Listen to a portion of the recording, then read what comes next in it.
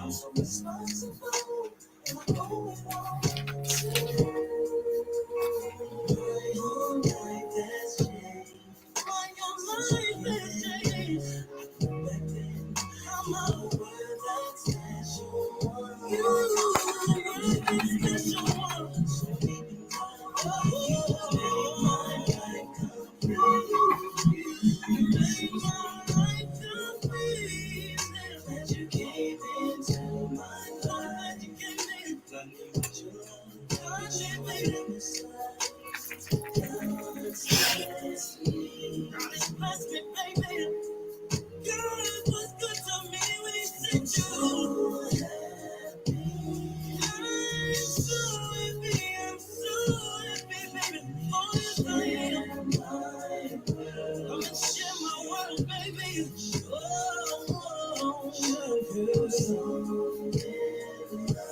I'm so in love.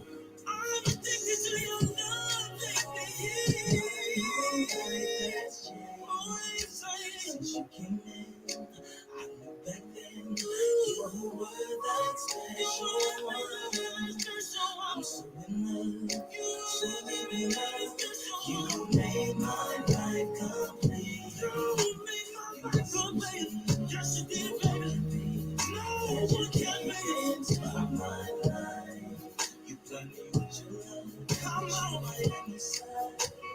My whole life has changed. My whole life has changed. You made a difference in my life. How you made that special one. I knew you were that special one. When I first laid eyes on you, my life complete. You made my life complete, darling. No one can be that you came into my life. You don't want no one. Come on, my whole life has changed.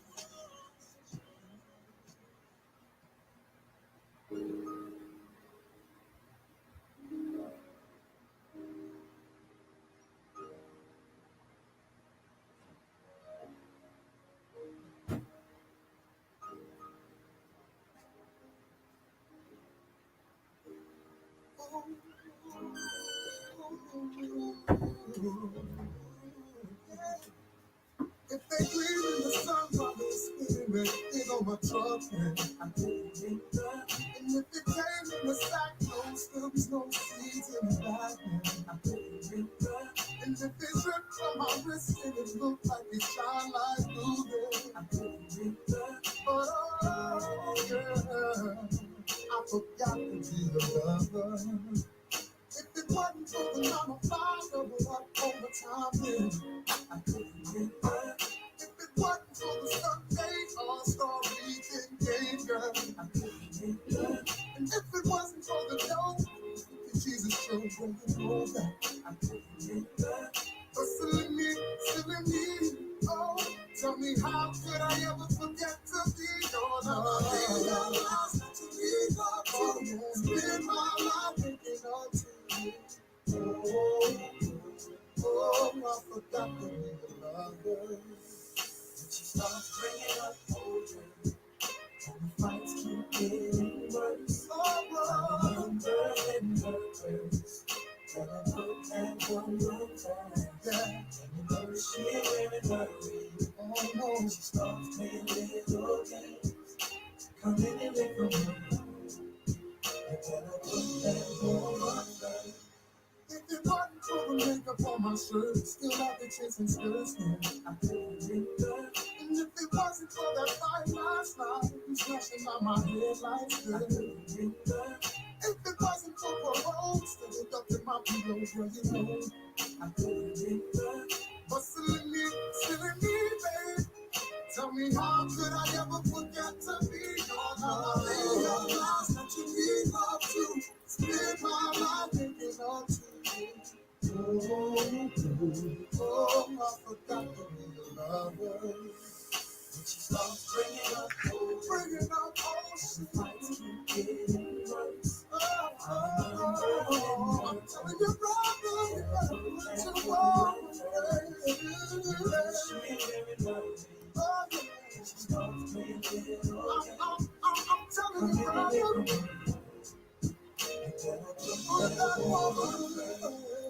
So many times acting like it wasn't really nothing. Just to myself, always running. All that I see. So many words. I need you to stay. Always keep first. You know sometimes coming second. No, I have to learn a lesson. Sometimes put in some work. Always put that on this fights keep getting worse. Getting worse.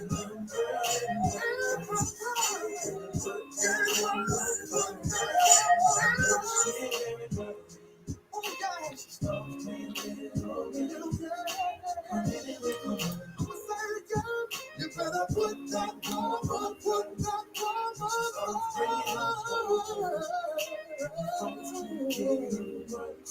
She's gonna need you.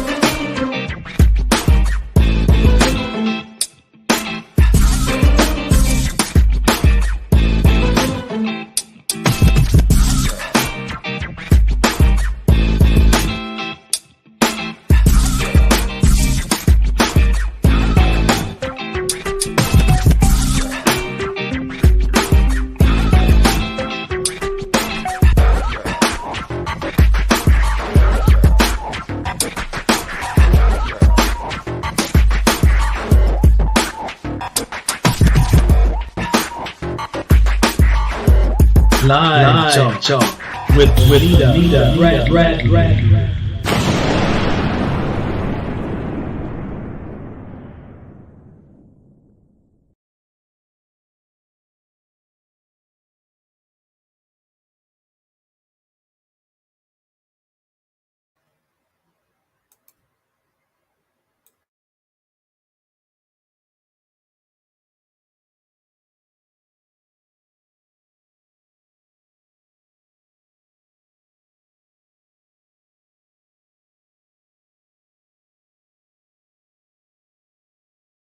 So I know it's late, but you guys know I've been having trouble with my eyes. And so I'm not able to be up under the UV light in my studio. So I'm here in my room under the lighting in my room. It's not too bad.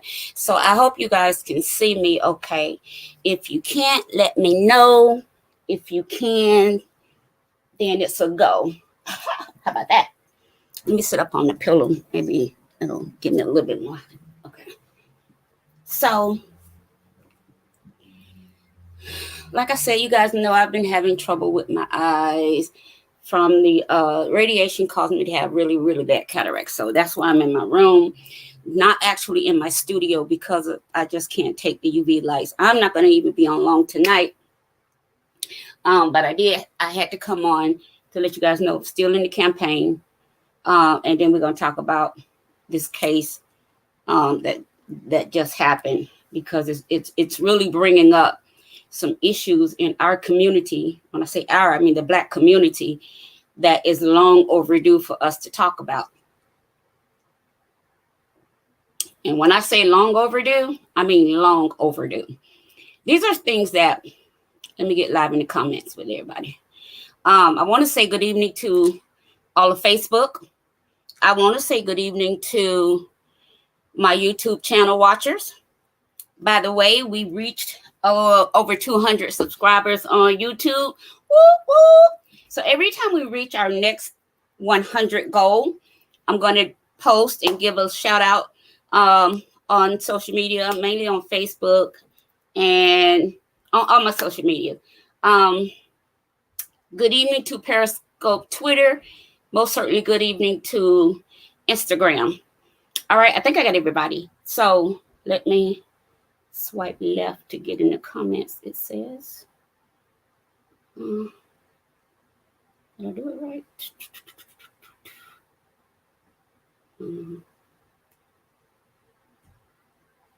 Swipe left. Swipe left. Okay. I mean, my left or their left? Let's see. I don't know whose left they mean. Okay, I'm going to go ahead. I'm going to go on.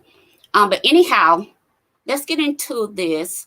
So remember I was telling you guys, I've been sharing with you guys on my brain tumor journey. I might do this part first because this is the most important part. Well, for me, it's the most important part. I've been sharing with you guys that I am a brain tumor patient. I have 2 types of brain tumors. The first type of brain tumor, they've done surgery on it twice because it keeps growing back. And unfortunately, it's the type of brain tumor that has the propensity to keep growing back. I didn't do well with the second surgery. So instead of just waiting around to see what would happen, my neurosurgeon decided that I should go ahead and do radiation after the second surgery, simply because I didn't do well with the second surgery. In fact, I'll tell you what happened. After the second surgery, 3 weeks later, I had a major hemorrhage. I hemorrhaged so bad. I was dying. I had gone into renal failure. All of my organs started shutting down. Okay. So, and then like the more they was giving me blood transfusions, and the more they gave me, the more I was hemorrhaging. So, it took them about 2 days or so to actually figure out where I was even bleeding from. They didn't even know if I was bleeding from the actual operation place in the brain, or was it somewhere along where the surgeon had gone, which was this brain surgery. It goes through your nose. So they didn't know if it was somewhere in the sinus tract, or was I bleeding from the actual brain, from the actual where they puncture and go in the brain. No one could tell because I was bleeding so fast and so much, they couldn't see up there. So that's why I said I didn't do too well with the second surgery. So I had to have another surgery 3 weeks after the second surgery. That was crucial. I mean, you're talking about having that many head surgeries like 3 weeks apart. Ugh. But let me tell you, I will share this with you in all transparency. That was the one time I knew I was dying. I knew it then. I knew it. I saw it. I knew it. I felt it. And I was okay with it at that moment. The only thing I did not want to die struggling, because blood was coming out my mouth, my nose, eventually my eye. It was just coming from everywhere so fast. I did not want to die fighting for my life. And I didn't want my children to see me bleed out like that, just bleed to death. So that was my only thing. I did not want to die that way. But in all honesty, I knew, I saw it, I sensed it, I experienced it.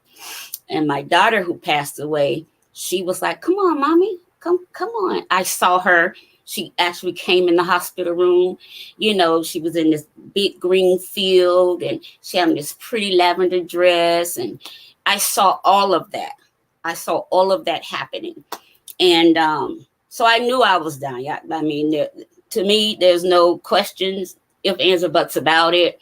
Even the medical team that worked on me, they said the same thing. So, so the only recourse then was to go to radiation. Okay.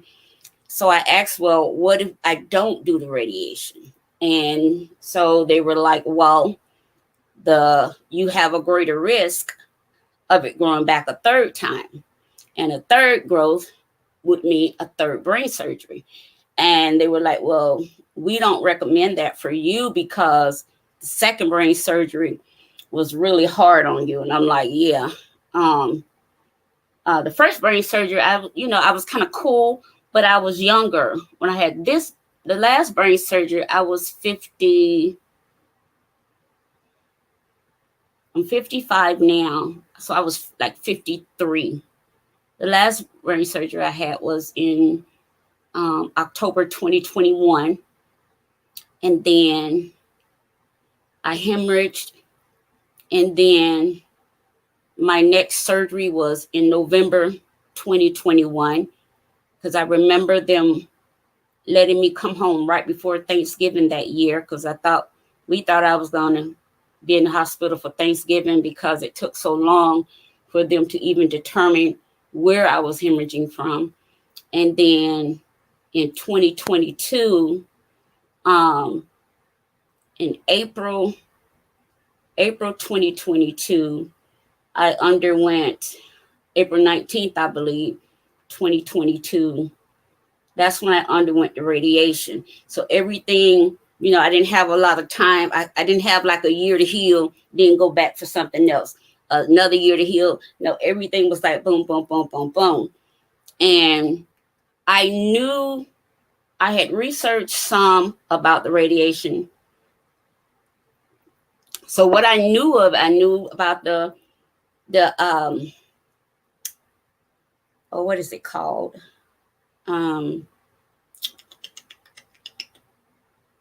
When you're tired all the time, fatigue. I knew about the fatigue. I knew that my hair would shed some. I knew about the nausea. There was a lot I knew about. What I did not know and what I did not come across in my studies and in my research, I did not come across how radiation to the brain affects the skin. I did not come across that, so I didn't know that. And I did not come across how radiation affects the eyes. Well, radiation to the head affects the eyes and your teeth. I didn't come across those. I didn't know those. So I went in with the knowledge that I had, and I felt like it was pretty good knowledge, because I'm an avid researcher. You could tell me my toenail missing, and I'm going to look up what makes a toenail miss, that kind of stuff. And so I didn't know about the eyes. I didn't know about my skin being super sensitive to sunlight. I think I uploaded the pictures this time to show y'all how easily I get burnt just from being outside, which was never a problem because I'm born and raised in Florida. I'm a Florida girl. I can take the sun, but now it's like, when I come back in, it's like, I want to be outside for 30 minutes, that kind of stuff. And then my eyesight started really bothering me. Let me tell you what started happening. I would be driving, I'd start bumping up on curbs and stuff like that. And then when it would get nighttime, I started noticing that at night, the lights coming towards me would literally blind me. And I'm like, what's going on with my eyes?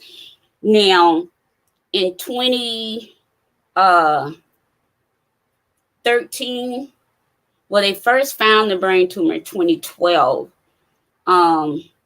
So when they first found it, like within 6 months to a year, I started losing my sight until I couldn't drive anymore.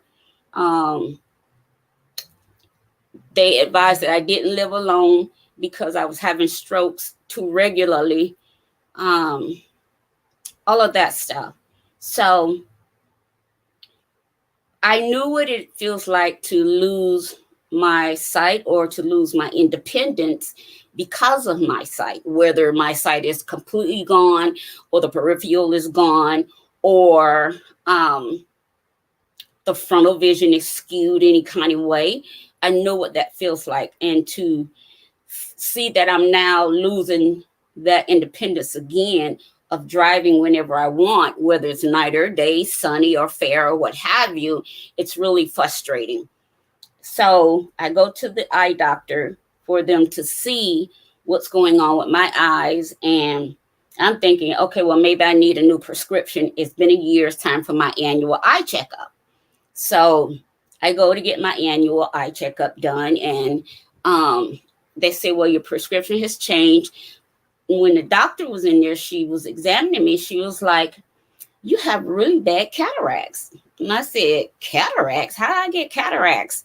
She says, I don't know. You're only 55. You shouldn't have cataracts. So I'm just like, well, I didn't know I had cataracts. I said, I just know that all of a sudden my vision, I see these like clouds and like white spots every now and then. And I said, the pressure from me straining to see all the time, it triggers my migraines. I'm already a migraine sufferer. I said, but the pressure and the strain I have to put on my eyes just to see, it triggers migraines. And so she says, well, they're pretty bad. And I was like, well, how did I get them? You know, what caused them? She was like, I'm not sure. She said, but yours is really bad. She says, I want you to go see the surgeon that we deal with. And I'm like, surgeon? I was not familiar with cataracts. Let me tell you guys that. I wasn't familiar with cataracts because remember, that wasn't part of my study. That wasn't part of my research. That never came up. So I make the appointment to go see the surgeon. And I'm still kind of worried because I don't know what's causing me to lose my sight again. You know, and I'm thinking, okay, well, maybe the radiation didn't work. Maybe the second brain surgery. You guys, I was a mess. I was a bundle of nerves trying to figure out, why am I losing my sight so rapidly?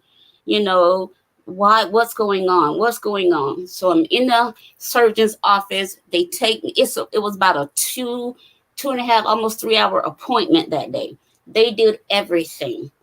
So my surgeon walks in and he immediately says, I did not expect to see someone who looks like you. And I go, what do you mean? He said, you're too young to have cataracts like this. So I said, well, I mean, I don't know how I got cataracts like this. And he said, well, he looked at all my film and everything. He said, they're pretty bad. And he said, that's why I would have headaches, because I'm straining so hard to see out of my eyes. Well, he goes to try to look in them with just a regular light. He can't look in them because the lens in my eyes, the radiation damaged the lens so bad, and it also damaged the cells in my eyes. So we go through the whole thing, and I'm still not knowing what caused these cataracts in my eyes. If you're saying I'm too young, did the radiation not work? Is the tumor still growing? Like, what's going on? You know, I don't know what's going on. And so I'm sitting there and I'm really just like, guys, I'm on level 10.3 by now, because I don't know what the heck is going on with my eyes. I don't know really what's going on with me. I don't know if it's the tumors. I don't know if it's something I've done. Like, I just didn't know. I didn't know if it was the radiation. I thought the radiation didn't work. That's what I'm thinking. So I'm thinking it didn't work. Therefore, it means that the tumor, the cells in the tumor was still alive and moving. You know what I mean? And so we go through everything, and when he finished all the tests, everything they put me through, he said, we got to figure out what caused you to have cataracts. You're only 55. So I said, yeah. And he kept saying, these cataracts are bad. I'm like, I know.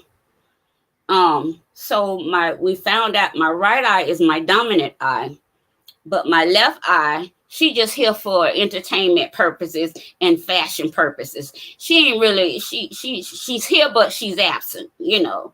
So we found that out, that this eye is really, the cells in this eye really, really damaged. You know, she just here for appearance purposes, you know. So, but my right eye is my dominant eye. Now, what's unfortunate about that is this eye always has to work the hardest. So when this eye gets tired, I'm not going to put it on because I don't want y'all to pick at me. So when this eye gets tired, I have to wear this. I have to wear my eye patch. I only wear this eye patch on my right eye. And although my left eye is my weaker eye, I can see a little bit out of it. But I have to give my right eye a rest. So when I do, I put my eye patch on my right eye. All right, so we're going through everything. So the doctor, we're sitting down, we're trying to figure out what happened. So he goes through all the medication I'm on. We go through all the surgeries I've had. So we get to the radiation. So he says, well, what's the last surgery you had? I say, well, no. He said, what are the last have you had any surgeries within the last year? I said, I've had 2. I said, I had one in April 2022, and then I had one July 7th, 2022, which means I'm not even a year out from my last surgery. Okay, I want you guys to understand the timeline that I'm working in. And so when you guys hear me talking about these things, sometimes people will go, well, why is she always talking about old stuff? No. These things are current. Okay, it's just that what happens is everything runs together.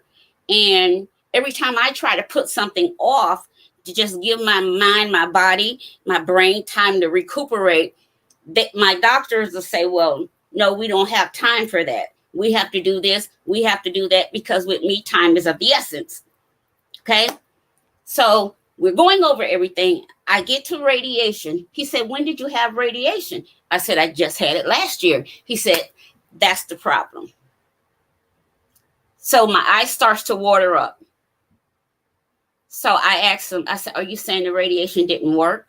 Because remember, I told you I already had that in my mind, that the radiation didn't work.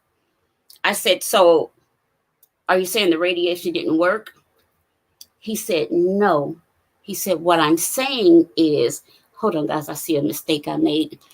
He said, what I'm saying is the amount of radiation you had, and because you had that radiation directly to your brain, the radiation caused you, let me say how it threw you into early cataracts. Okay. If I'm explaining that right, so it makes sense to you guys. So it threw me into early cataracts. Hold on, let me fix something. I see I made a mistake on my Zelle. Oh no. Oh my God, what did I do? Okay, hold on, guys. Control.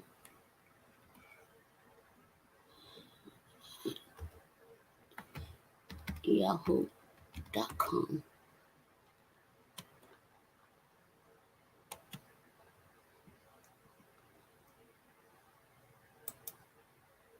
Hold on. I'm sorry.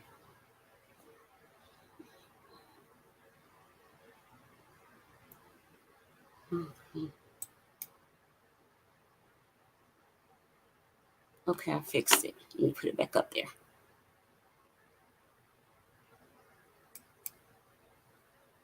Okay, I fixed it. All right, so I'm thinking that the radiation didn't work. He said it's the radiation. So I said, does it mean the radiation didn't work? He goes, no. He said, what happened was, because of the amount of radiation I had, and because the radiation was straight to my brain, you guys have to forgive me sometimes, like in my mind, even though I look like I'm okay, I have to hold back my tears when I talk about this stuff sometimes, because like I said, sometimes people think these are things that have happened afar off, but these are things that are really recent in my life. Like I said, I haven't even made a year yet from my last surgery. In fact, July 7th will make a year from my last surgery. Okay. I'm gonna show you some footage from that in a minute, but let me show you what type of radiation I had. Let me show you how radiation to the brain, you have to have radiation to the brain, how that looks.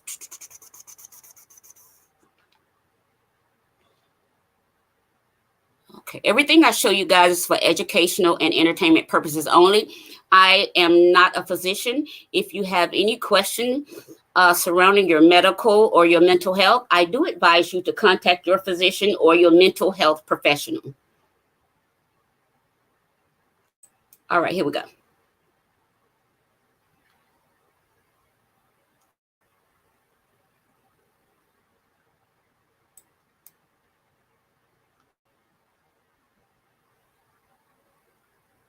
Did it pop up? Did it pop up? Did it come up on the screen? I don't see it in my screen. Somebody let me know that the picture pop up, because I don't see it on my screen. Oh, you know what? Instagram, you can't see your monitor tonight because I'm in my room. So you guys just listen, okay? You still get the information.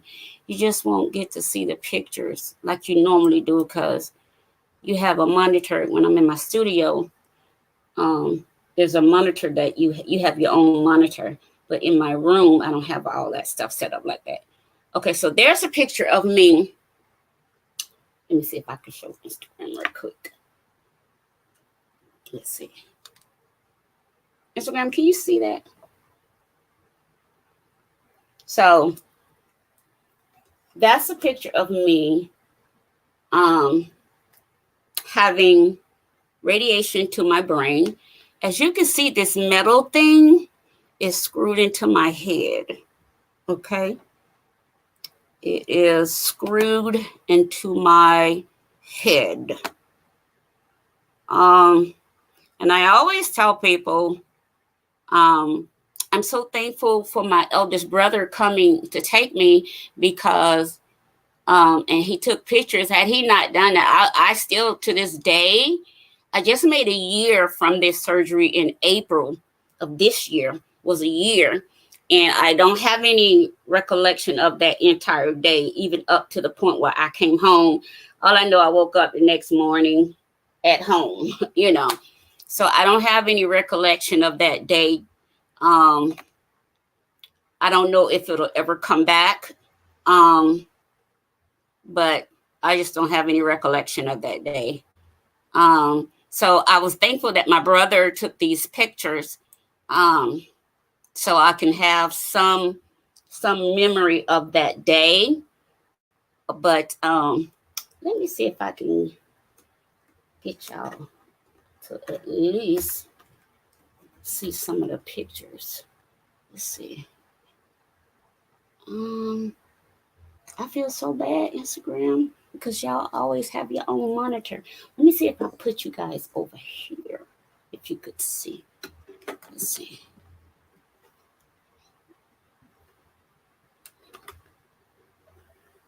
Y'all should be able to see that.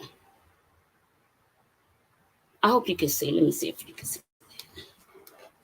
Hold on, guys. Let me check on Instagram. Let's see.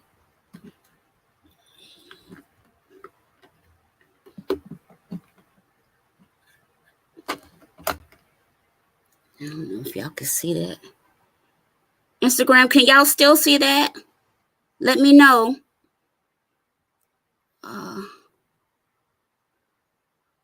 I hope y'all can see it.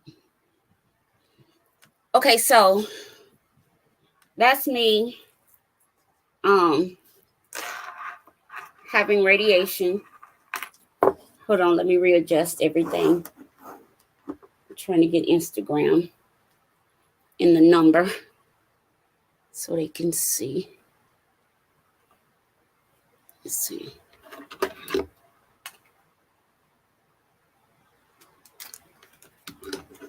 I don't know if y'all can see that.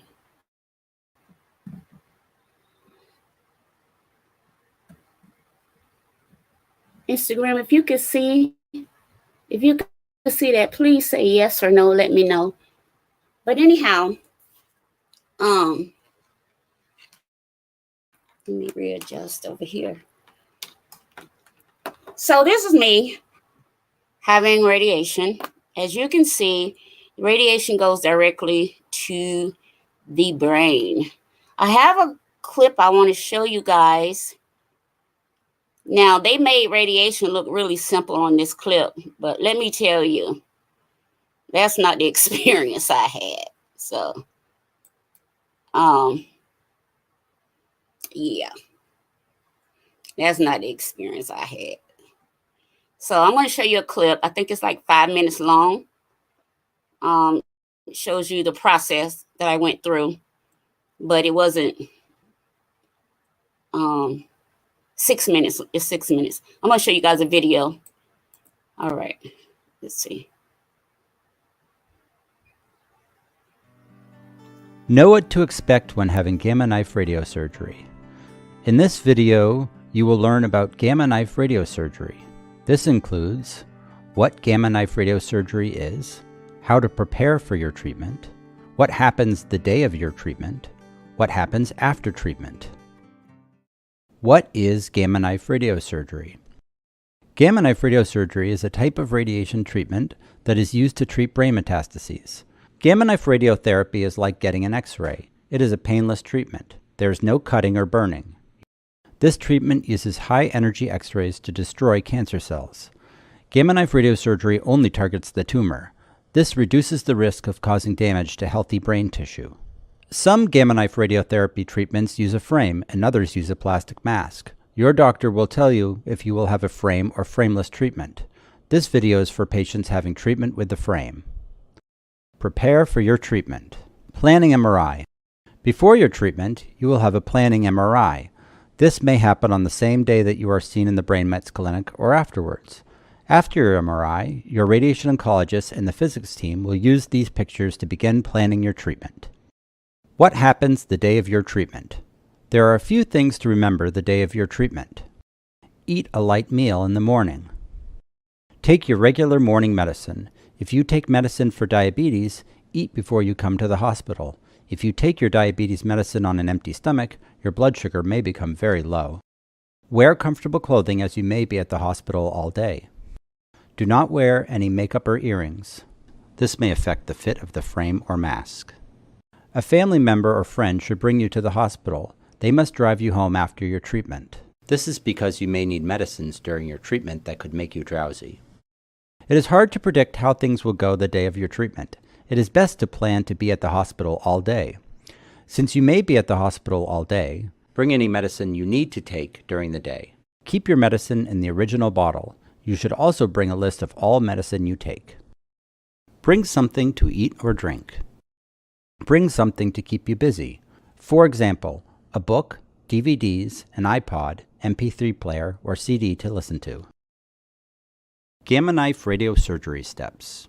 Your treatment will have 4 main parts. 1. Preparing the head frame. 2. CT scan. 3. Treatment planning. And 4. Treatment. Preparing the head frame. The morning of your treatment, your neurosurgeon will attach a frame to your head. The frame is placed using posts and pins that will be adjusted to make sure the frame fits you. You will be given a local anesthetic where the pins are placed. The anesthetic will numb the area where the frame is placed so you don't feel any pain. You may feel some discomfort and pressure when the frame is on your head. The frame will stay on your head until you have finished treatment. This is to keep you in a stable position during imaging and treatment. You will be able to eat when the frame is on your head. You will not be able to wear your glasses. CT scan. Before your treatment, you will have a CT scan.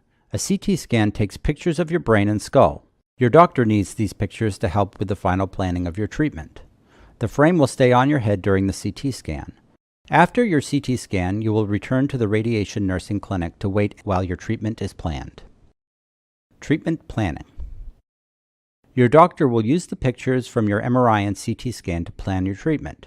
Your healthcare team will decide which area of your brain to treat and how much radiation to give you. The day of your radiosurgery, there may be other patients also having the same treatment. While you are waiting, you can eat, drink, rest, read a book, or use the washroom. Treatment. You will be taken to the treatment room once planning is complete. Your treatment may take 1 to 3 hours to complete. This depends on the size of your tumor or tumors, the area of your brain to be treated, and the number of tumors you have. Your therapist will tell you how long your treatment will take. In the room, you will lie flat on your back on the treatment table. The head frame will be attached to the Gamma Knife machine. The table will move to place you in the correct position. Gamma Knife radiotherapy is like getting an X-ray. It is a painless treatment. There is no cutting or burning. You may feel some discomfort from lying down for a long period of time. Your radiation therapists will watch you on a camera at all times during your treatment. They will also listen to you through a microphone in the treatment room. During your treatment, you may listen to music, relax, or even sleep. Once your treatment is complete, the frame will be removed. You may have some mild bleeding in the areas where pins were placed.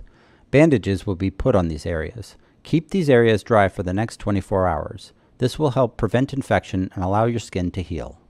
Your team will keep an eye on you for 1 hour after your treatment. This is to make sure you do not have a headache when the frame is removed. After an hour, you may go home. What happens after treatment?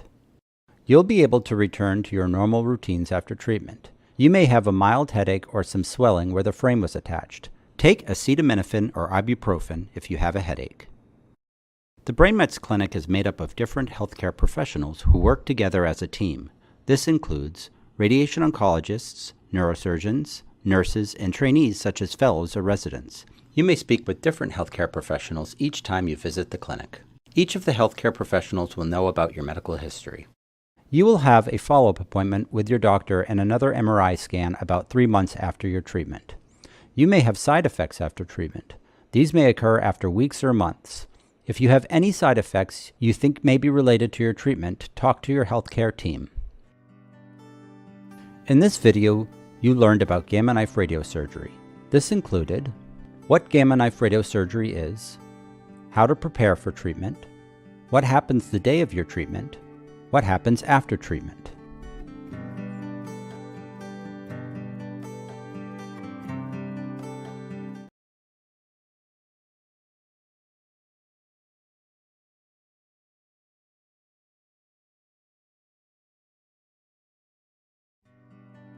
Know what to expect when having Gamma Knife radiosurgery.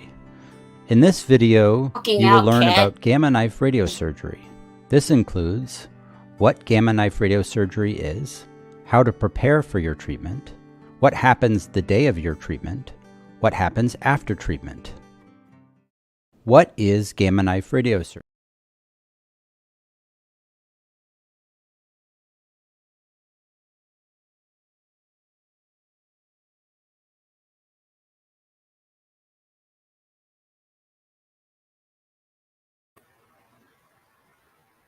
Okay. Can you guys hear me now? Am I back? Okay, so the way they show him walking around, all of that stuff, they're talking about eating once they put the frame. I have no recollection of that. I think it was my doctor's choice to completely sedate me. Because of the fact I had gone through so many surgeries back to back to back, I think he chose to completely sedate me so I would have no pain, no pressure whatsoever. Because like I said, the guy just up and walking around afterwards, that didn't happen to me. As far as I remember, you know, I don't even know. My daughter said I must have changed my own clothes when I got home, because I woke up in the bed and I had on different clothes. My brother said he brought me home. You know, none of that I remember. So I only can go by what I was told. And that's why I said they must have sedated me, how they show him just kind of up and walking around. No, that didn't happen. That was not my story. So, let me see. So this is how I woke up the next day when I got home. As you can see, I had my natural hair out that day when I had radiation. Let me show you. So I had my natural hair out the day of radiation. Let me see if I can get you a close up, because my curls was popping that day. You can see from this picture where the frame was actually screwed into my head. Let's see if this picture show my curls a little better. Yeah. Okay, so my curls were popping that day. So the only thing I remember the next day, me waking up at home like this.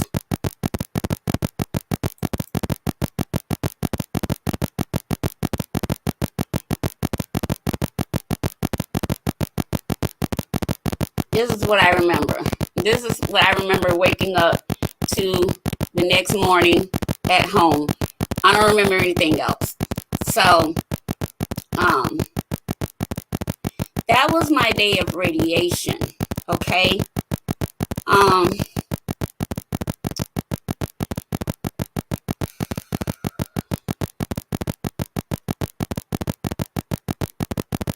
don't know why I've been through so much, guys. I don't know. You know, I try to take it in stride, but sometimes it does get to me. My daughter asks me, do I ever get scared? I do, but I mean, this journey started for me in 2012 when I started having strokes and they first found the tumor. So I'm not saying that after so long I'm used to it. That's not true. But what I am saying is that I'm to the point where I understand that my life is just in God's hands, period. You know, I'm to that point to where, Instagram, I feel better looking at you, talking to you. I'm to the point where I understand that my life is in God's hands. I mean, I cry some days, I'm angry some days, I fight depression some days, you know, I have anxiety some days, but like at the end of the day, you know, I still have to try to find a thank you in my spirit somewhere so that I don't go into complaining, so I don't go into the woe is me. One thing I never done in this whole 2012, 11 years is have a pity party. I thank God for my children. I thank God for my eldest brother. I thank God for my best girlfriend and my eldest daughter. Both of them died 6 months apart. 2 2 years after, well, about a year and a half or so after I had the first brain surgery, what was hurtful about that was that I put them down, both of them. I gave both of them power of attorney over me for my first brain surgery because we just didn't know what the turnout was going to be. And I gave them equal power of attorney over me. And unfortunately, both of them died 6 months apart, and I'm just like, not that I want to die, but I was like, sometimes I feel like, well, why I got to suffer through this, So I do have those moments if I'm going to be transparent with you, which I always try to be. So that was the radiation I went through, and not knowing on the back end that it would cause the cataracts to be as severe as they are. So that's what made me start my Save My Sight campaign, because that's an expense I did not foresee coming, hadn't saved for that, because I figured once I went through the radiation, I was done with all of that. Like I said, I had no idea that the radiation would make my skin super sensitive, because I'm thinking, well, I had the radiation to my brain, which is internal, not my skin, which is external. I'm just not thinking like I used to think quick like that. So, and I definitely didn't see in the research where it would have any effect on my eyes, So, today, my daughter asked me something, and the way I answered her, she was like, who you mad at? And I said, I'm not mad. I'm sorry that I answered you that way. I said, I'm just frustrated. I'm like, my eyes bother me every day. And I said, I'm just frustrated that I even got to have this surgery, and I can't seem to have it, And so I had to apologize to her, because I guess it did sound a bit snappy. And she was just basically asking me a question, and the way I said it did come off a bit snappy. And she was like, are you upset about something? And I was like, why? She was like, the way you answer me. And I was like, no, I'm not. I'm sorry. I didn't mean to say it that way. I'm just frustrated, about my eyes, because once I'm straining all day to see, you guys know I already suffer with migraines. So once I'm straining all day to see, of course, that's going to trigger a migraine. So now I got this eye pressure plus a migraine. Yeah, I'm frustrated. Yeah, I'm tired of going through this. So, and this just happened before I went live, so I'm like, okay, let me get my spirit and my emotions in check before I go live. And so, it's not an easy road to toe. It's just not easy. Those who have been down a similar road, hey, kudos to you.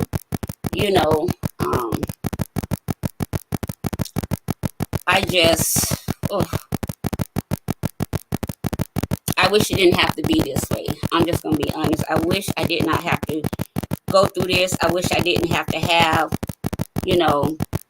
what I have to have done. I just wish things were different.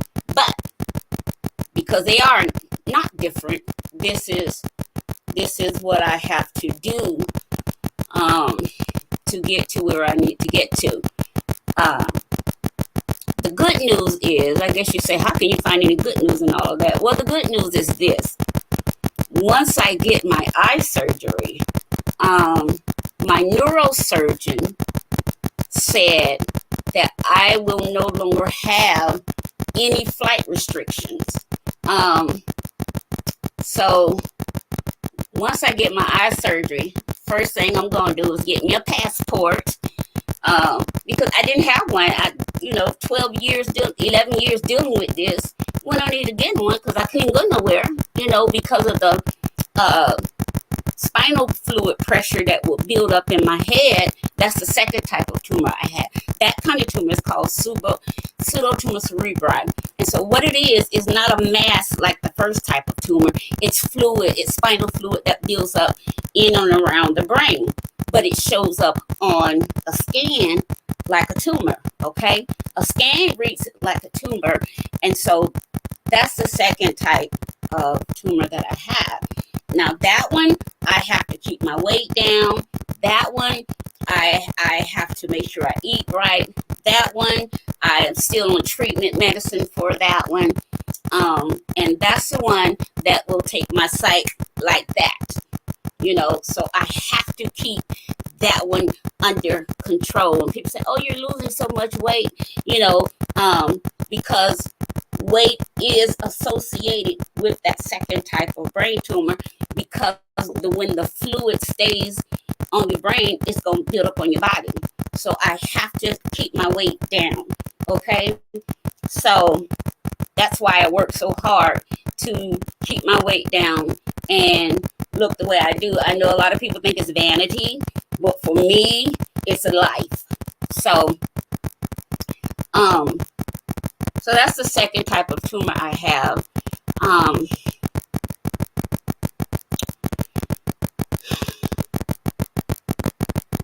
And sometimes it's hard to get people to understand, because the one thing I hear the most is, well, you don't look like, you know, as if I'm making all this up for, how did someone say? You like attention.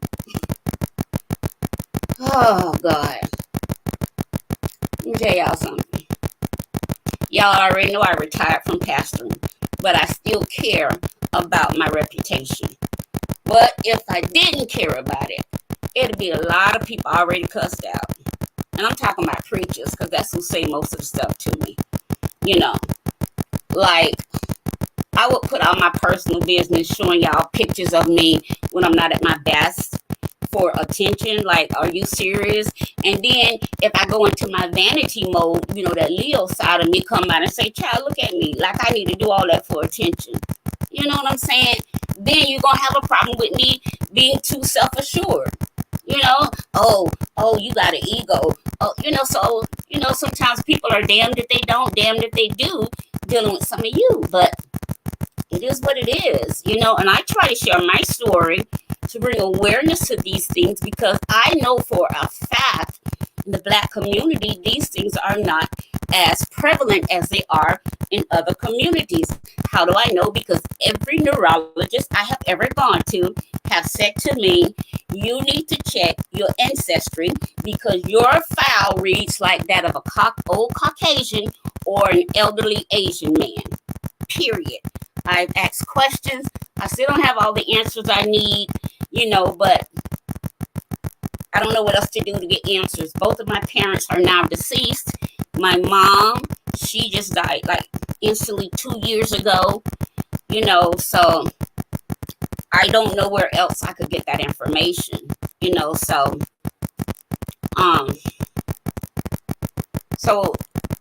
there's nothing I can do to try to convince somebody that this is like my life, you know, this is my life every day, you know, this is my life, you know. And so, yes, I do. A lot of people say, well, just start a GoFundMe. I already got that up. GoFundMe page is up. Go to GoFundMe.com, type in my name, boom, you'll see it. You know, it comes up. Now, I do also have the cost of the eye surgery in that GoFundMe. So once I have the eye surgery, I'll deduct that from the GoFundMe page. Everything else that's on the GoFundMe, I still need that. But right now, the first thing I need to do is get this surgery. And I only need $3,850. All of my information, my Cash App is $ Benita, my first name, writes like you're going to write a letter, BENITAWRITES. My Zelle, again, Benita Writes at yahoo.com. And my PayPal, www.paypal.me/KC350. Okay, you have all that information. Screenshot your take a screenshot of the information on your screen so you'll have it. Instagram, you just hit your replay button. If I went too fast, you'll have the information as well. So I want to hit one more thing, and then we're going to, I want to hit one more thing that I want to share with you guys. And I really pray that you guys donate tonight and tomorrow, because I've put the surgery off twice. And I need your help, so I don't want to have to put the surgery off again. Okay, and I really appreciate those who have given, those who have sent prayers up. I wanted to say a special thank you to Apostle Dorita. She had a prayer service the other night, and my daughter and I was in the kitchen, and when I turned the prayer service on, she called my name in prayer while they were praying. And she really prayed and called my name out. The other pastor, he actually prayed for me on my show, Pastor Marvin Banner. I want to thank those two clergy persons, for taking the time and not just talking the talk, but walking the walk, and actually, people say, oh, I'm praying for you, but I can't get you to call me. I can't get you to call my name in prayer.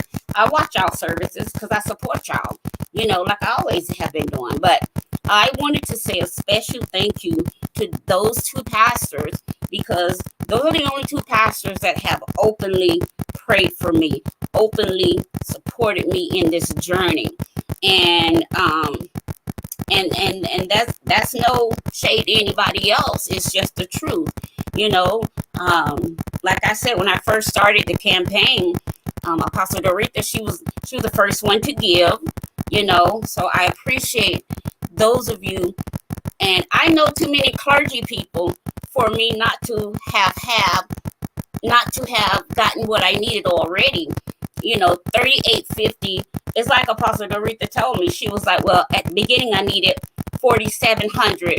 She had given, and then she was like, well, you get 46 people to donate $100, you'll have everything you need.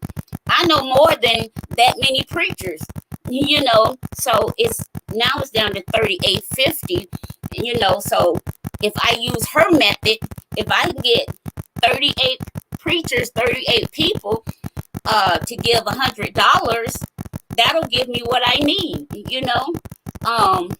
and that shouldn't take long. I should be able to get that like between now and tomorrow, for as many people as I know, and as many people that know me,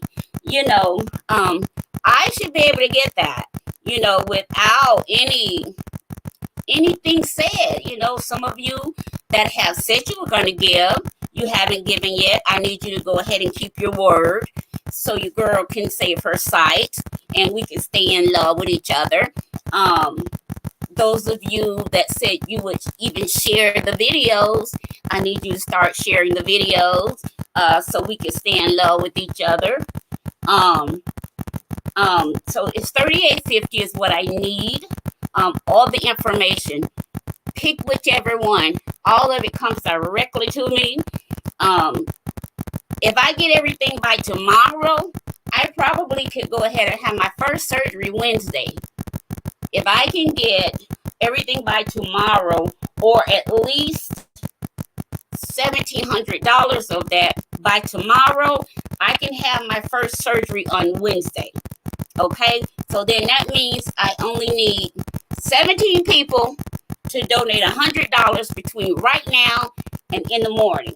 17 people donate $100 between now and in the morning.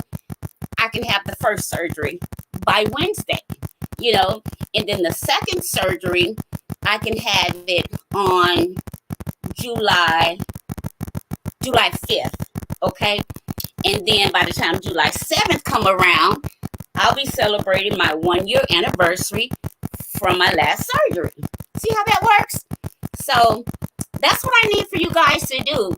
And I know it may be a sacrifice for some people, you know, but I think I'm worth it. I think our relationships are worth it. So let me just show you one other thing that I want to share with you. You guys know I was telling you about how strokes and migraines, how the symptoms mirror each other. If you have any questions, any neurological questions you want to ask me, put them in the chat. You can inbox me. My email address is there. I'll answer them. But again, my disclaimer is anything I say is for educational and entertainment purposes. I am not a physician. I do not treat. I do not diagnose, nor do I give recommendations on your physical or your mental health. If you have any physical or mental health concerns, please contact your physician or your mental health professionals, okay? All right, so y'all can't say, oh, she said she's giving advice. No. Like that man on the like that pastor said, you a lying devil, you. That man said, I got to tell the saints what 69 is. That man said, you a lying devil, you. But anyhow, y'all I got a silly streak in me too. So y'all don't know that because y'all always think I be serious all the time, but I don't. But anyhow, so so let me show you guys the video of where the brain tumor is.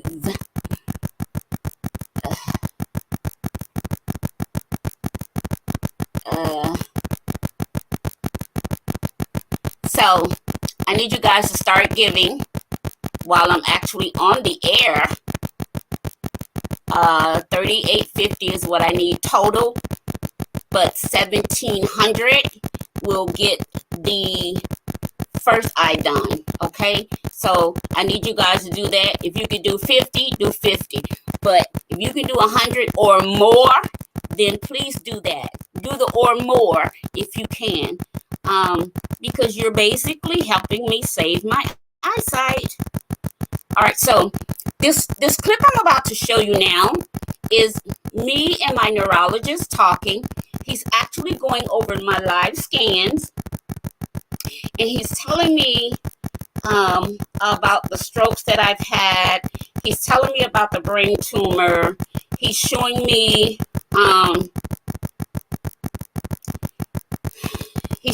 an area where I just learned that I've had several strokes, as I shared with you before.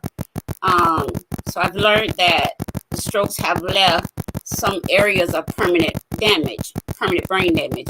So you guys know when you have a stroke, sometimes the damage can be irreversible. Sometimes it can be reversible, and sometimes it can't. Well, because I've had several, some of the damage that it did to my brain is just permanent. It's called permanent brain damage. And I asked, like, what can we do? When I first found out, let me say this.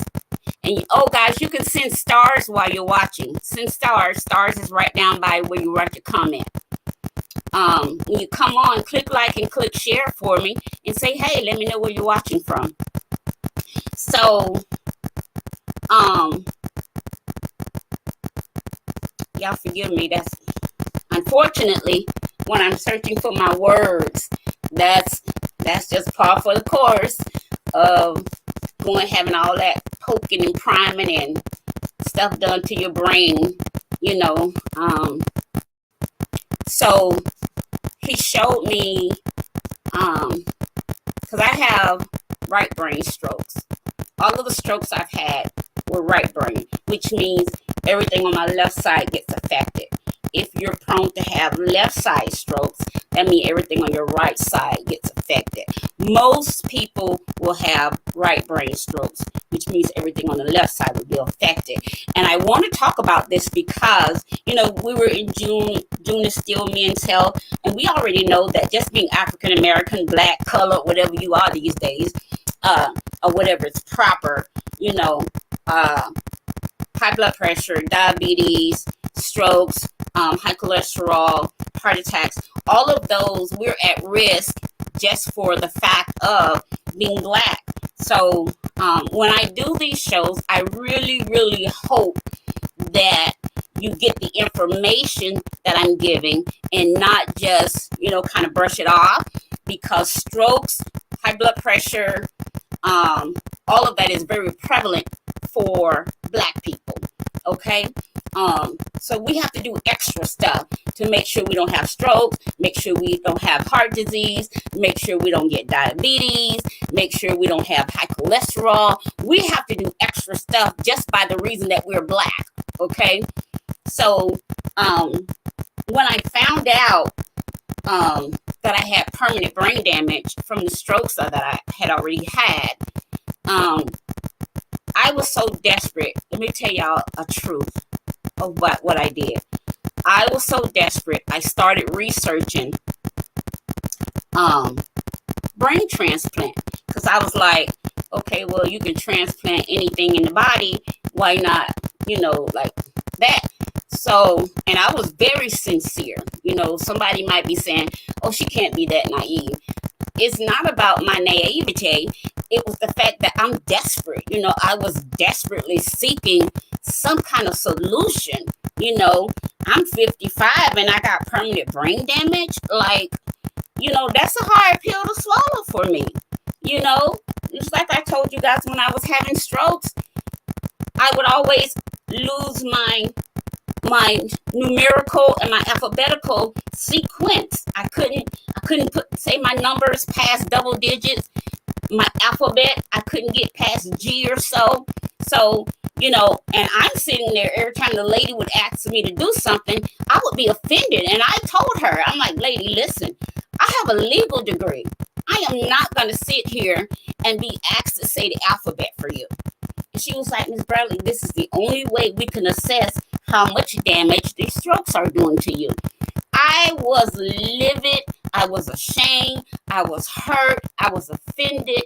So when I started doing the alphabet, that's when, and I got stuck at G, I broke down.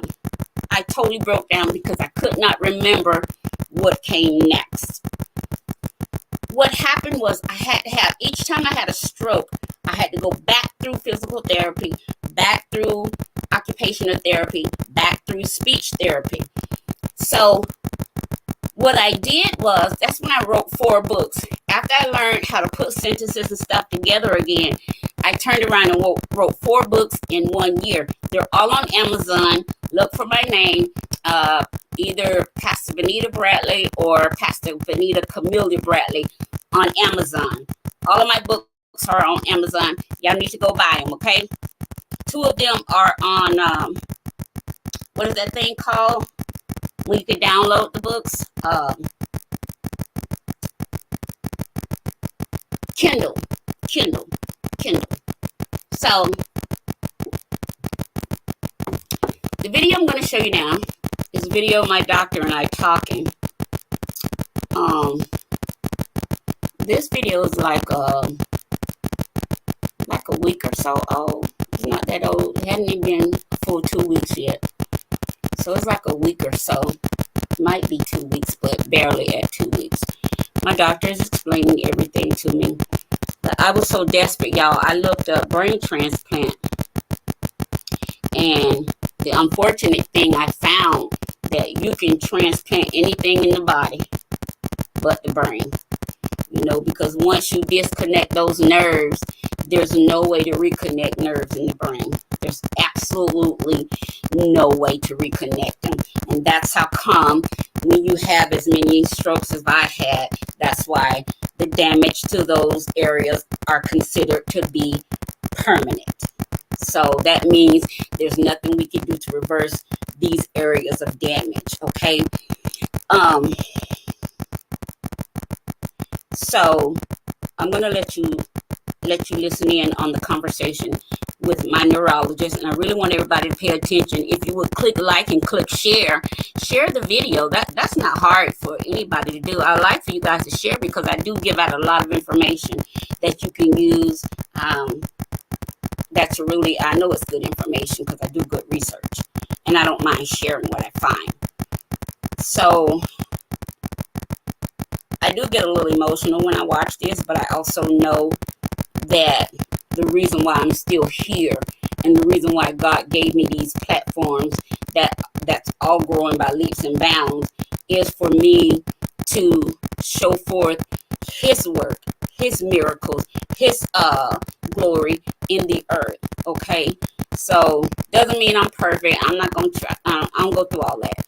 It just means that I'm a vessel that God uses. Okay, so I'm here. Here's the video. I want you guys to pay attention. Make sure I get the right one.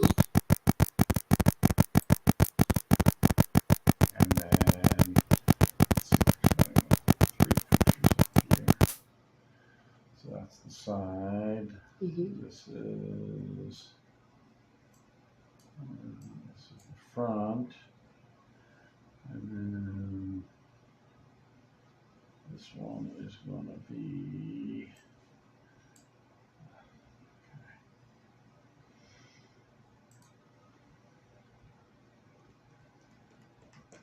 okay. Anyway, while I'm waiting for that one to load, this is a side view. So this is as if we cut you open this way, looking in from this front, from the side. Here's your nose. Okay. This is what's called your brainstem. Okay. And this is the pituitary. Okay. Okay. All right. Now, this picture is as if we cut the face away and looking in from the front. So I don't know if it goes far enough out, but eyeballs will pop up here in a second. It doesn't go far enough. But as we move up front, this line tells you where we are. Okay. So you can see I'm right smack through the pituitary. Here's the pituitary. Okay. This is the internal carotid artery on one side. That's the left side. And here's the one on the right side. And, you know, it looks like... Why is it so close to the pituitary? Yeah. Well, it's supposed to be there. Okay. But the problem is, it looks like some of the tumor, you know, is around the artery. Yeah. Here's the optic chiasm, so that's the nerve that comes to the eye. Okay. Okay. So what does that mean, that some of the tumor has encapsulated that nerve, I guess? Well, not the nerve, the artery. The artery. But it's not changed. Okay. Okay. Okay. So there is some tissue in the right side of the pituitary, invasion of the cavernous sinus with encasement of the internal carotid artery. Okay. So let me go back to the picture. So here's the left one, okay, over here, okay. Okay. And then here's the right one, but you can see this mass of stuff here, and it's sort of encircling it a little bit here. Is that the tumor right there? Yeah. Oh. Okay. So you can see it here. Okay. So this picture isn't working for some reason. Let me try a different one. But the artery is still open because it's black. You could still, black means that there's blood flow through it. Okay. So, and you can follow the blood vessel here. You can see it's open, you know, it's wide. Here's one on one side, here's the other side, and it comes up here. Okay. Okay. Oops, went the wrong way. Up there. Okay. So, and you can continue to follow it, and then it leads out up to here. Okay. So, I don't know what's happening here. So as long as that doesn't change, we're good. Yeah, as long as, I mean, you know, it's there, you know, and the problem is, you know, there's problems, obviously, with doing surgery. Right, okay? right. And, you know, that's not in a very easily accessible area. Right. Okay? Right. And because it's all the way deep down. So as long as we keep an eye on it and it doesn't squeeze that artery and compress it, it's like a garden hose out in the yard, you know? And the water's coming out of the hose and I step on it just a little bit, the water's still going to come out. Right. At some point, as I put more and more pressure on it, the water will stop coming out of the end of the hose. Right. And, you know, if the blood stops flowing through here, that's when we have a problem and, you know, risk of another stroke. Right. So this picture is to show you the areas of damage. Now, you know, when all these occurred is I can't really tell you. So, but let's see if I can clear it. There we go. Okay. So the white areas here are areas of damage. Okay, what we call atherosclerotic changes, small vessel ischemic white matter changes, and you've got a little of them scattered around. If you notice, you know, although there is some on the left side of the brain, this is left, this is right. Okay. There's clearly a lot more areas on the right side. Okay, and including down here in the pons. Okay. See all that's all area that was damaged. Yeah. Can it be reversed? Like. No, but you know, you're doing okay right now, and you know, let me see, that was the flare. T2, let's take a look at these. Those my eyeballs? Those are your eyeballs. Oh my goodness. Okay. Or, as I like to say, the Halloween costume. Right. Let me see here.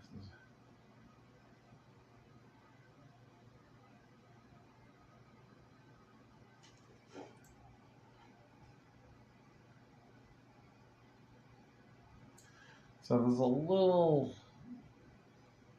hole there. That could be a little small stroke from the past. It's a little hard to say for sure. But, you know, I mean, this is all old and it really doesn't matter what's here. You can't undo anything. Right. The issue is, how do we prevent this from becoming a problem again? A new problem. Okay. Okay. So, as far as the pituitary, you know, obviously that's got to be watched. If it gets bigger, might need to do something. Okay. Obviously, it was big enough that you got radiation. Yeah. Okay. It's not something that you see very often because most of the time we find the pituitary, you know, when it's big but not that big. Right. You know, and they're able to get a chunk of it out. Right. So would you say that mine is bigger than what would be normal then? Well, your pituitary is definitely still big. Okay. Okay, yeah. This is not. So guys, that's that was a conversation between my my neurologist and I, where he was explaining to me, let me see, I don't think it finished. Hold on 1 second. Hold on.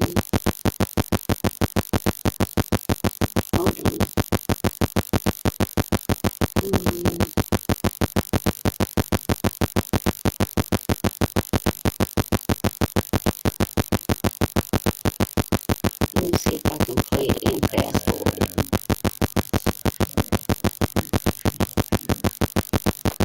That's the side. This is the front. And then this one is going to be.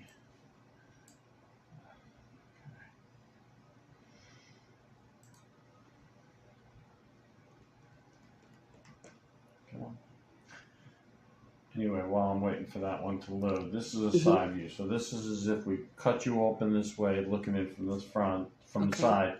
Here's your nose. Okay. This is what's called your brainstem. Okay. And this is the pituitary. Okay. Okay. All right. Now, this picture is as if we cut the face away and looking in from the front. So I don't know if it goes far enough out, but eyeballs will pop up here in a second. It doesn't go far enough. But as we move up front, this line tells you where we are. Okay. So you can see I'm right smack through the pituitary. Here's the pituitary. Okay. This is the internal carotid artery on one side. That's the left side. And here's the one on the right side.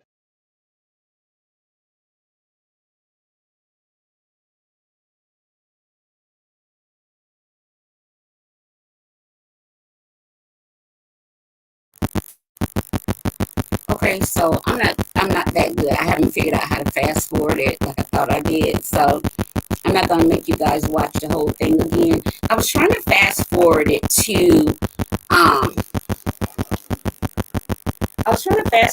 to a certain part that I wanted you guys to see. Because I thought it was especially important, particularly by this being June is still Men's Health Month, and I wanted you guys to see what the brain looks like when you have a right brain stroke. Now, I shared with you guys, I'm looking for something. I shared with you guys that when my mom had a massive stroke, okay? The stroke she had was so massive that one side of her brain swelled so much it shifted the other side. There was no coming back from that, okay? So we had to make the unfortunate decision to not leave her in that state. Because as you know, anyone that has had a stroke, even if you feel like you're fully recovered, which I thought I did, you know, you don't really know until you get a doctor, that will actually sit down with you and go over those scans. I just found this out this year, you know, so I'm still processing it. Like I said, when he first told me, I just started looking for brain transplant, you know, stems and all that. But like I said, in my research, I found out the brain is about the only part of the body you cannot transplant, because once you disconnect the nerves in the brain, there is no way to reconnect them. So, but I was desperate, you know, and like I said, someone watching might say, well, girl, you should have known better than that. You said you got them degrees and all that. I was desperate. I would try anything, you know. Absolutely, I would try anything, you know, not to have to search for my words, not to have to worry about, am I saying something right? Am I saying it, you know, pronouncing my words right, you know, or things like when I pronounce my words, am I saying my words twice? You know, stuff like that, that most people don't even recognize that stroke victims go through. And honestly, for me, I didn't know I had any residual damage. That's just the truth. I didn't know. I didn't think I did. Let me see if I can fast forward it on here. It's a certain part I want y'all to see. fix it. Hold on. For some reason, it seems like my, hold on guys, okay? I want you guys to see this part right here. Give me 1 second. Oh, y'all definitely want to see that picture. That's when my eye was bleeding.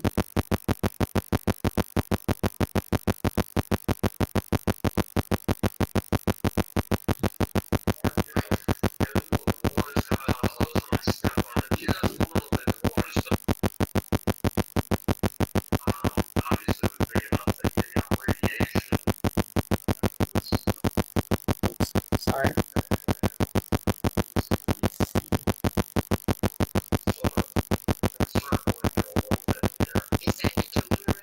Hold on.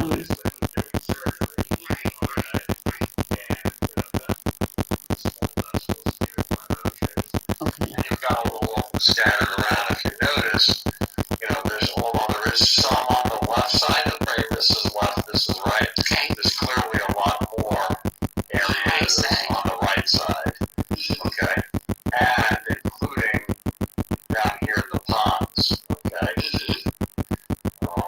See all that? That's all area that was Damaged? Yeah. Can it be reversed?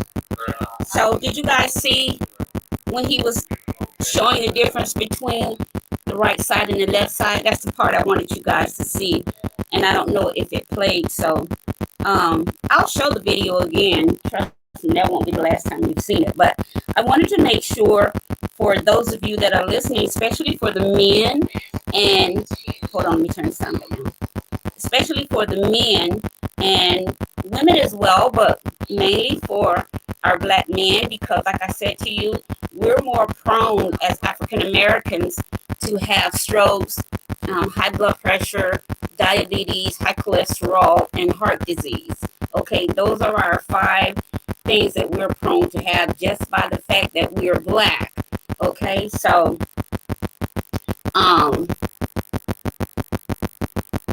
that's why I don't mind sharing my information so openly and so transparently, because I am blessed to have the best medical team in the world. You know, all of my doctors are published in magazines, they won awards, all kind of stuff. And I'm thankful that the Lord did that for me, because in 2007, I was given maybe a few weeks to live, because they told me that cancer had metastasized to my brain and I only had a little while to live. That was in 2007. Y'all got to go back and watch some of my other shows to get that story. I'll tell it again, trust me, but not tonight. So tonight I came on to really push my Save My Set campaign. The $1,700 is what I need to have the first surgery. And like I said, if I get that between tonight and tomorrow, I can go ahead and have my first surgery on Wednesday. And all my surgeries will have to be on Wednesday, because that's the only day my daughter is off during the week. And I have to have a driver because I will be sedated. Okay. So again, all of my information is on the screen. My Cash App, $ Benita Wrights, like you're going to write a letter, my first name. And then my Zelle, Benita Wrights @yahoo.com.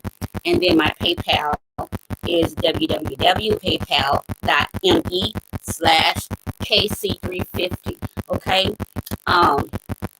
So that's what I want to talk about on that end. I'm going to leave this up, and I'm only going to spend about 10 more minutes talking about the next subject. And then I'm going to come back maybe tomorrow. See how my eyes do. I might try to come tomorrow in the daytime. My daughter and I were talking. We were discussing me trying to come on in the daytime to see maybe I won't need the UV lights. If I try to come on in the daytime, just open the blinds and try to use the natural light from the sun and see how that does. See how my eyes do with that. So I may come on in the daytime tomorrow. Just make sure you subscribe to my YouTube channel and keep all your notifications on, okay? So I may pop up in the daytime tomorrow. All right. So, and thank you to all of you that have been given. I'm certainly appreciative to my children that have been with me since day one of this journey, and my friends, and my loved ones who've been with me since day one.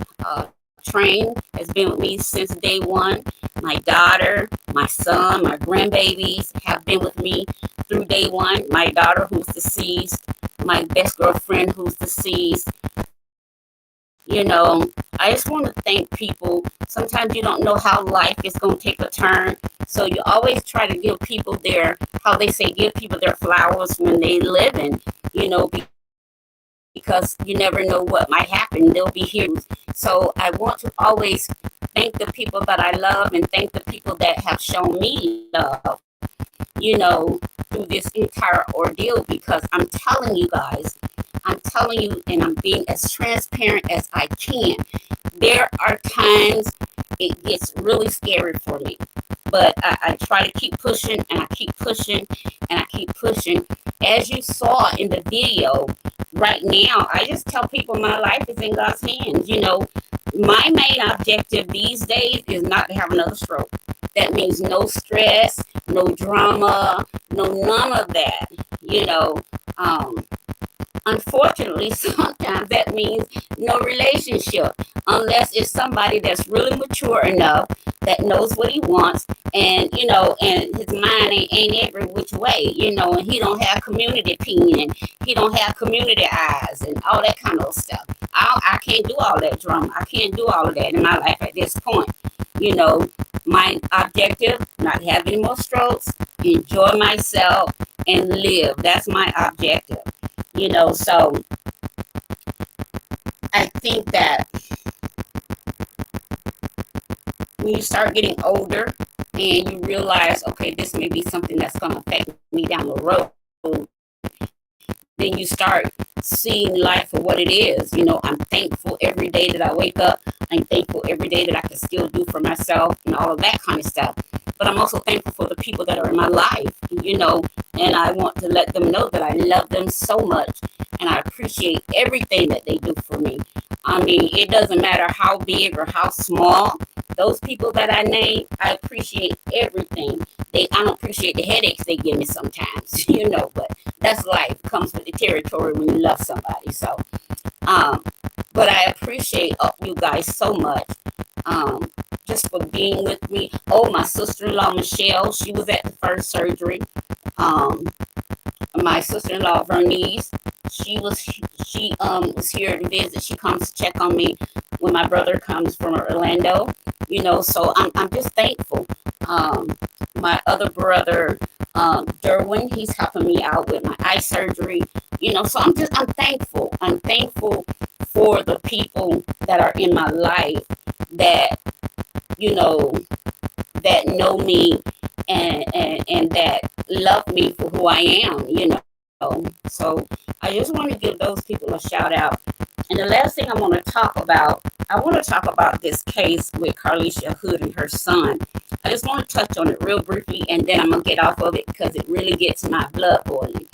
And remember, my objective is stay calm, you know. I used to be so into CNN when CNN was good. You know, my therapist was like, you've been watching a lot of CNN lately, because by the time she called, I would be hyped, you know. So I gotta bring it down some. So I saw a lot of people talking about, well, she is the reason why her son was in that predicament. She should have just walked away. You know, it's her fault. The man hit her. She should have walked away. The unfortunate thing about this whole situation is the number of Black men that are actually, they're being, to me, they're being hypocritical. And then they're contradicting themselves. On one voice, they're saying, well, he shouldn't have hit her. But then again, she should have just walked away. So you guys who are saying that, you're giving off woman beater vibes. Anybody that's justifying that man putting his hands on her, you're giving off woman beater vibes. Just let me put that out there, okay?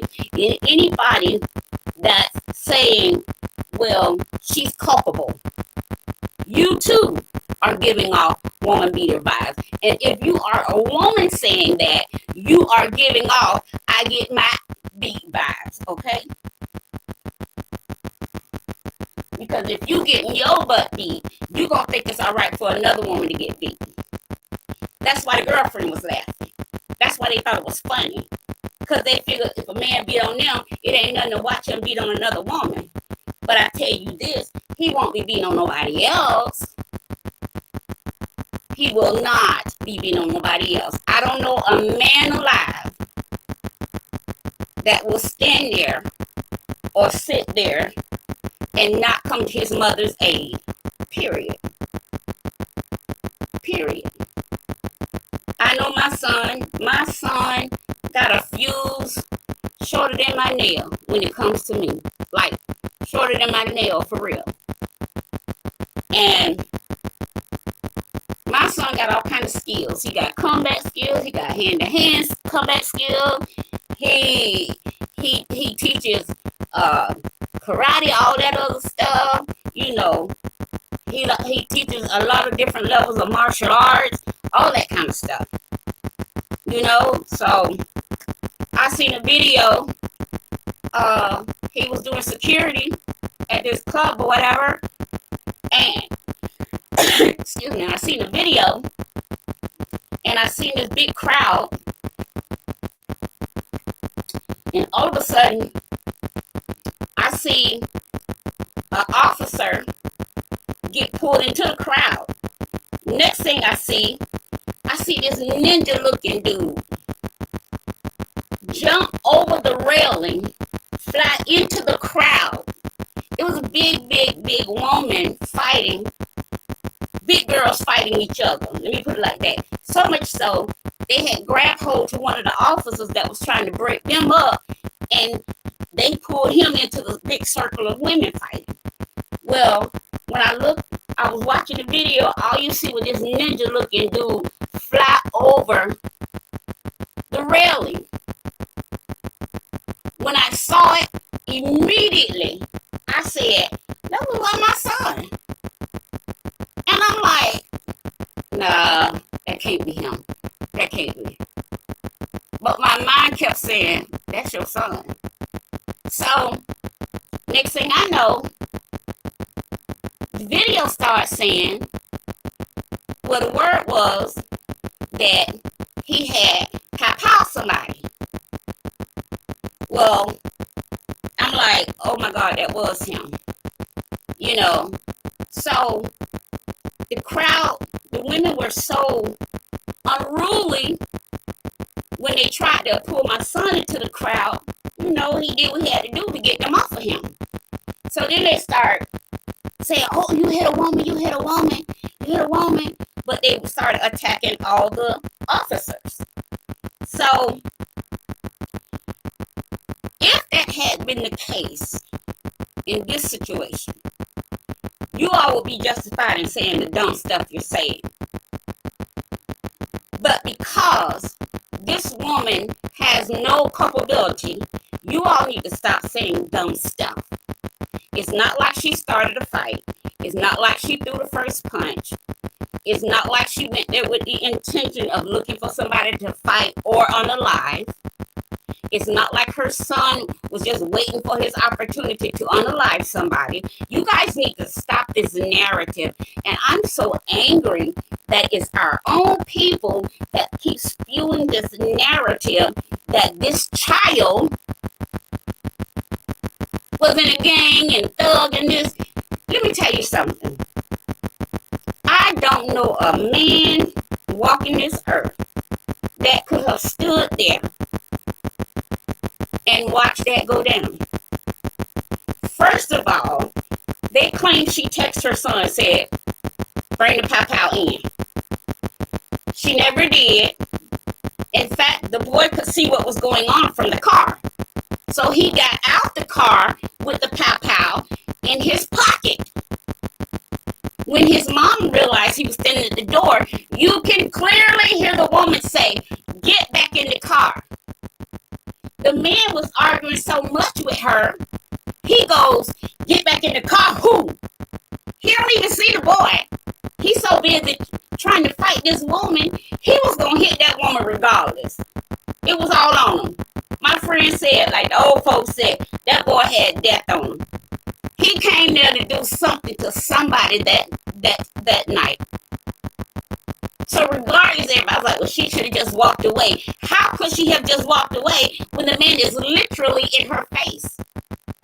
So any act, any movement she would have made towards him or to turn around to him would have been an act of aggression. And he still would have hit her. So you guys are not making a point that this man hit this woman so hard the first blow knocked her down. Y'all ain't talking about that. What y'all are saying was that I done told these black women about arguing with me and she should have just walked away. What? Who says that kind of thing? Black men. Black men are saying that kind of thing. Black women are backing them up because they don't have any sense of their own. They don't have a mind of their own to think right. And it's disturbing, to say the least, because it's somebody's mama. And I guarantee you, women that are saying this behavior is okay, I promise you, somebody tagging on their tail. I can almost promise you that. Because they think that's okay. Let me find this right quick. I want y'all to hear this. It's old. Woo! Y'all know I had to play this one. This man know he made me mad. Hold on a minute. Let me get this out. I got to let y'all hear this. This man is literally saying the woman has such an ego and pride. That's what made her stand there arguing with the man. And if she had just walked away, she would have got hit like that. So this guy, I'm not going to even call him a man. This guy, I want you guys to hear what he's saying. Let's see if I can get it to play. Hold on. Okay, hold on. I say this over and over again. Up your pride. Up your pride. Alright? But we're going to start analyzing the scenario from the first quarter instead of the fourth quarter. We're going to start being proactive in the first quarter instead of reactive in the fourth quarter. Now, being reactive is this. Somebody hit my moms. It's up. I'm dying for my moms. Going to jail for my moms. I'm killing for my moms. I get it. What dude did to that woman was out of pocket. You can't justify it. You can't explain it. He was totally wrong. Now, let's jump back to being proactive. Because what I see in this video is a woman that could have been proactive. A woman that could have left. A woman that could have got her food and left or just left. I keep telling women, stop going toe-to-toe, back and forth with these men. They look like they was in the hood. 9 times out of 10, the hood is full of drug addicts, mental health issues. It's a lot going on. Severe, crazy, insane, mentally insane, hallucinating. He had to be going through something to do that to that woman. Again, I'm not justifying it. I am not justifying it. It was wrong. But think about her 14-year-old son. Think about her. Who wins at the end? Your pride or your life? It seemed like your pride won. Okay? Because now your son and you are facing murder charges, could possibly be in jail for the rest of your life, or be in jail for a very, very long time. And you can't save your baby in jail because you're going to your prison and he will be going to his prison. I ain't talking about the guy that got killed. If you got your gun on you and he hit you and it's legal, you got every right to shoot him in his head. But up your pride. Now what? Who wins at the end? 3 for the price of 1. I say this issue over and over again. Did y'all hear this dude? He's trying to say the woman pride is what put her and her son in the predicament. Quiet as kept. Ain't nobody told him. All the charges got dropped and they free. So I'm watching him, waiting to see if he's going to issue an apology. But until then, I'm going to keep the pressure on him like I got it. That's what I'm going to do. I'm going to keep the pressure on him because he totally crossed the line with that one. He completely crossed the line because there's no way you should be sitting there talking about, you know, up your pride, up your pride. We know what he's saying. But you trying to say this woman pride caused her to be in the position she was in? Like, I'm going to told these women by arguing with these men. Are you serious? Let me just show y'all something real quick. And then I'm going to go. I'm going to go because I need to watch my cash out. I need to watch my areas to see if y'all giving like y'all need to be to help me get my surgery.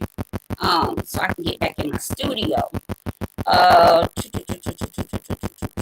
Right. Let me see. Okay, here it is. Hold on.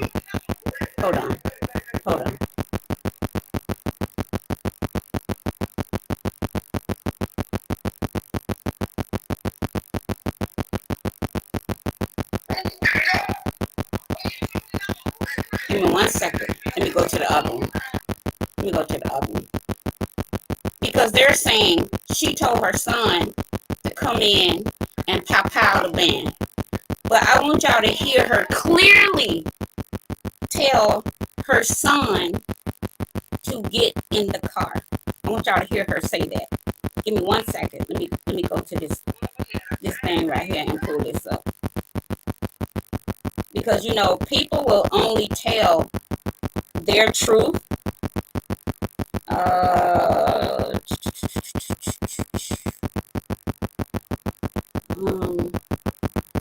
They're not going to tell the truth. They're going to tell a truth, and they're going to tell their truth that really has no merit. Hold on, let me find the one I want you guys to see. I have so many of them. And yes, I commented on every last one of them. And yes, I called out these black men. I even talked about the men that were standing there, and you don't see them. You don't see them trying to intervene. You don't see them doing anything. The only thing you see them doing is run away. That's the only thing you see them doing is run. So, hold on. Let me find it real quick. Oh, I hate that I can't find it. Give me 1 second. Oh, there it is.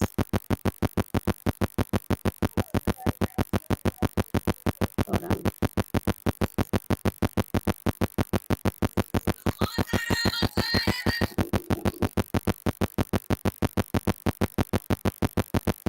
Give me 1 second, guys. I mean, and anybody that thinks this guy had a right to put his hands on this woman, you're sad. You're absolutely sad.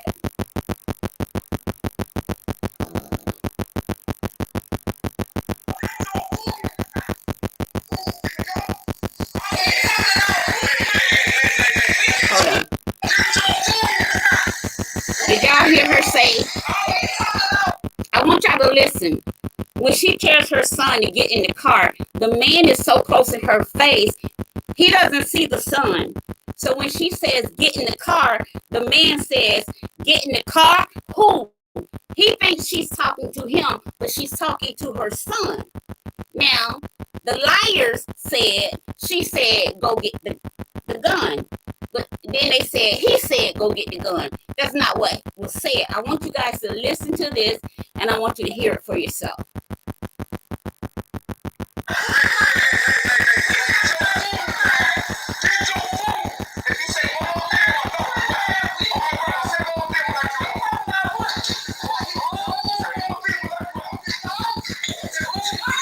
See the man running?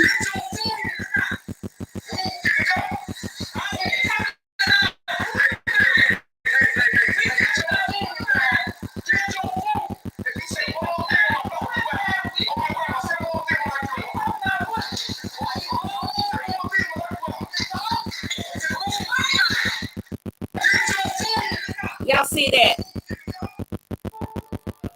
Sad.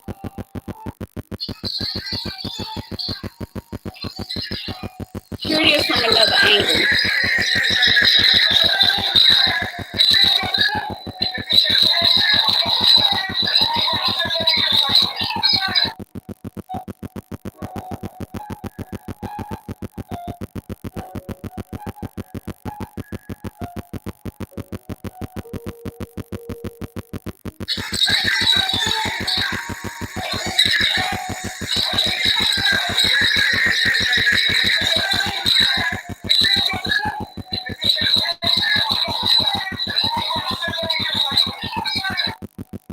Now keep in mind, this man has her cornered. He has her backed up and cornered. So to the men that are saying she should have just shut up like he said and walked away, any movement she would have made, he would have seen as an act of aggression. Because when she said to her son, get back in the car, the first thing he said, who? Get back in the car? Who? So anything this woman could have done or said, he was already determined he was going to beat this woman. And what we're not even talking about here is the fact that he hit her closed fist. Really, one punch to the head could have killed that woman. Like really, for real. Somebody like me, one punch would kill me. Period. So while y'all up there talking about, oh, she should have just walked away when the man told her to be quiet, she should have just kept her mouth closed. She could tell he was suffering from mental illness. Let me tell you something. Y'all need to quit running this mental illness game on everybody that do stuff. Beating a woman, that ain't mental illness. You just an evil person. You all need to stop trying to make mental illness look like it's something evil when one doesn't have anything to do with the other. That man was in his right mind for as much as his right mind was there. And so now you got people talking about, oh, I'm standing with you, I'm riding with you. Well, you ain't really standing with him because he ain't really standing no more. And you riding with him, well, you know, swing low, sweet chariot. You know, he riding all right, but you better figure out where he going before you talking about you riding with him. Oh, he got a mama, he had children. He didn't think about any of that. So you all keep trying to justify what he did by blaming the woman. Oh, she's a bad parent. Oh, she needs to be investigated. I am so surprised at our black community. You black men, you guys know I'm an advocate for black men, but this right here, I will not back you all up on this. This right here is a slap in the face of every black woman. And you black women that are talking about, yeah, she should have walked away. Yeah, he got a point. You bunch of pygmies. Now, you know, just because you might get your tail tagged every now and then, that don't mean the rest of us will. That don't mean we're going to endure that kind of foolishness. So you keep all your opinions to yourself. You all shouldn't say another word about this woman and her son unless you're talking about donating to their GoFundMe, unless you're talking about sending up prayers for them, unless you're talking about helping them find some therapy. Can you even imagine? You all won't even talk on the trauma this boy gonna carry. As a 14-year-old kid, having to unalive somebody in order to save his mama. Somebody hitting you in your head like that, they not trying to just push you off of them. They're trying to kill you. Oh, he was running away. No, he was trying to get to his car. Keep in mind, this man got pictures of himself with a semi-automatic. Y'all don't do enough homework before y'all start talking on these social media platforms. Y'all just like to talk so y'all can get clicks and likes. Y'all don't care about putting out misinformation. You don't care about how you make other people look. You don't care about their families and stuff like that. You just care about you trying to go viral. You trying to create a moment. standing the fact that these are people's lives. So next time you guys talk about, well, I done told women about arguing with men, you sound like a woman beater, sir. And when I hear women say, yeah, she shouldn't have been arguing with that man, when he said, you sound like somebody get your tail tagged and you put up with it, woman. You do. I'm going to get off that because y'all see how passionate I get. I get extremely passionate about stuff like this. So I'm watching everybody that had something to say. I'm watching to see if they're going to come back and issue an apology to this family because all the charges were dropped. So I'm just watching to see what kind of integrity some of these bloggers and some of these content creators are operating in. I'm just watching to see what level of integrity do they operate in. Because from what I'm seeing, I ain't seen not one of them apologize yet. And trust me, I got enough devices to keep up with everybody at the same time. I do. All my devices work real good. Just that I'm not in my studio. All right? I'm done. I got to get out of here. So, again, all my information is on the screen. You guys, I need $38.50. Like I said, Apostle Dorita, she was like, hey, if everybody give $100, boom, you'll have it. First surgery, I need $1,700. Second surgery is $2,600. That's where I get the sum total from. Okay, but I have, I'm getting closer and closer. So $1,700 is what I need for the first goal.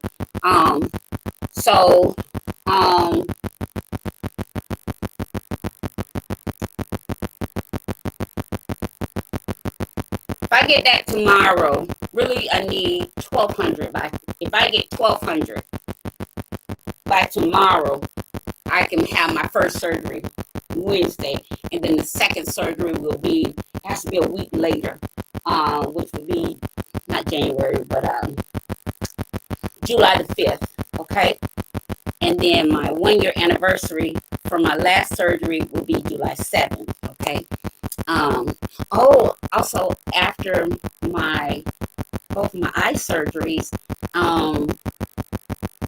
my neurologist is talking about starting to wean me off the treatment medicine for the second type of brain tumor, depending on how the eye surgery goes, because I'll tell you later how one thing is connected to the other. In the video, when you saw him showing me where the tumor is and how close it is to my optical cavity area. Okay, I'll tell you about that next time. All right, so until then, I appreciate you guys for hanging out with me tonight. Sorry I had to come on so late, but like I said, when I have really bad eye strain, it gives me a migraine, and then I have to take my migraine medicine and wait for it to work. All of my friends and my loved ones that I called, I really love you. I really do appreciate you. I know I couldn't make it through this journey without you. There's no way I can make it without you. No way. No way. I might get angry. I might fuss. I might feel like falling out with y'all. But there is absolutely no way I can make it through this journey without your love, without your support, without just hearing your voices, things like that. Because it is a real life journey. All right? Know that I love all of you, and I look forward to seeing you on the next show. All right? Bye-bye.